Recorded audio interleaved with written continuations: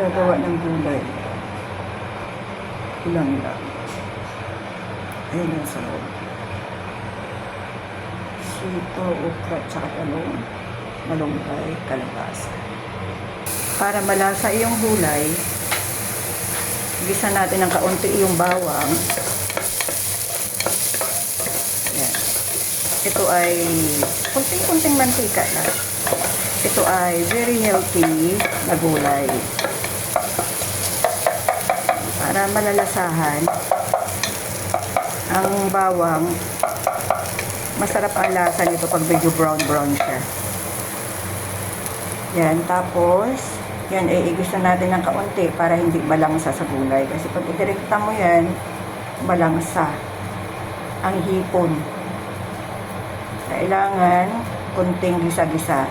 Tapos, tatanggalin din natin kaagad bago lagyan ng sabaw at ilagay. Yan.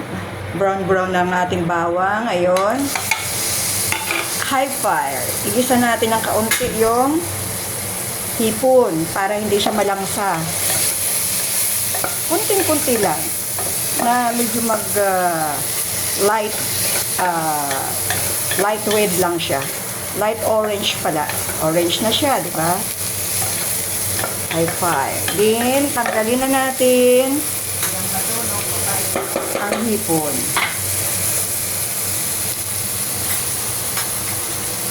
Tanggalin na natin ang hipon. Ayan o. Ayan o. Ayan. Tinanggal ko, diba? Tapos,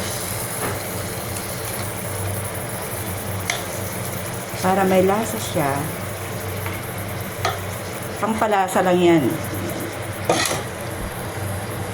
Maglagay tayo guys, very advisable pag mainit na tubig ang ilalagay. Yan. Yan ang pinakasabaw niya. So, dahil kakaunti, dagdag tayo ng kaunti. Dahil kakaunti ang sabaw, dadagdagan natin ng kaunti. Yan. Ito ay tipid.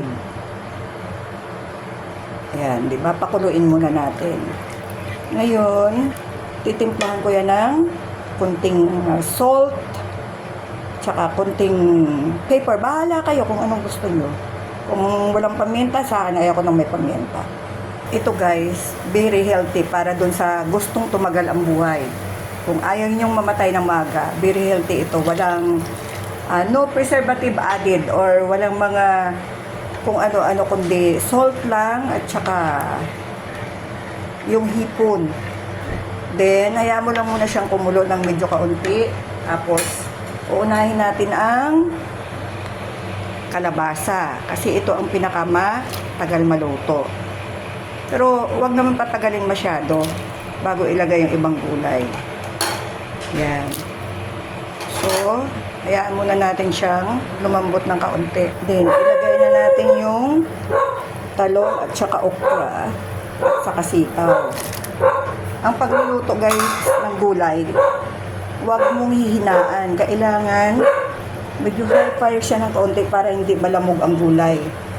Para malutong yan. Ilagay na natin.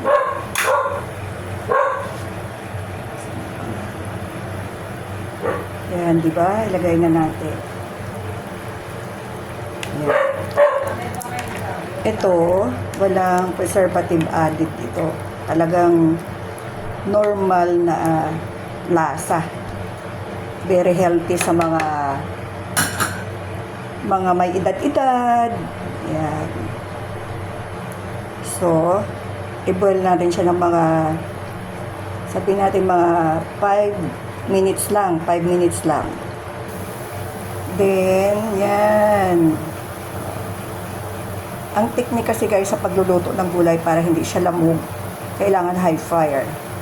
Pero wag naman yung tagalan mo. Then,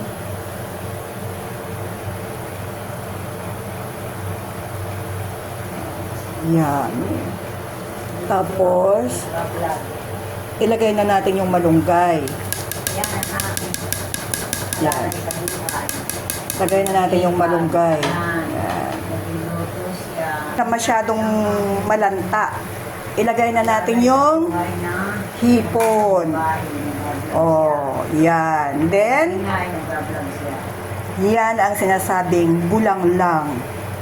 O yan, patayin na natin kasi hindi po pwedeng malanta ang gulay. Okay na, patayin na natin. Op! Tayo, magpipirito naman tayo ngayon ng bangus na ipapartner natin sa ating gulay. Ito. Ang ginawa ko dito, binabad ko siya sa bawang. Tapos, may kalamansi, pamienta, kunting suka, at kunting patis. Yan. Kunting sugar. Brown sugar. Then, ipiprito natin yan. Ito ang ulam ng mayayaman.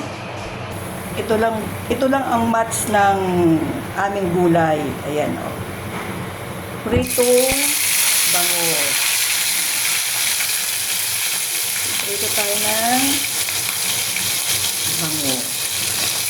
Ang technique dyan, guys, pag kayo nagprito ng bangus, lagyan nyo ng kunting luya ang mantika.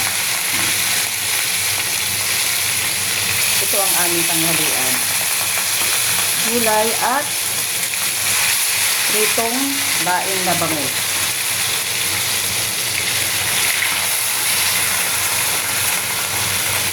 Ang kumasya lang naman, pagkasyahin na para hindi.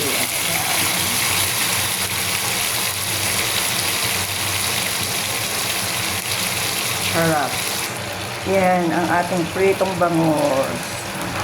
Ito ay aming tanghalian. Yan.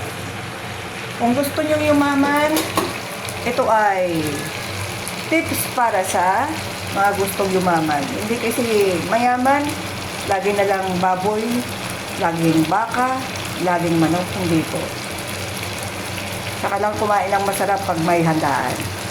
Pag ordinary day, gulay lang at saka isda. Yan.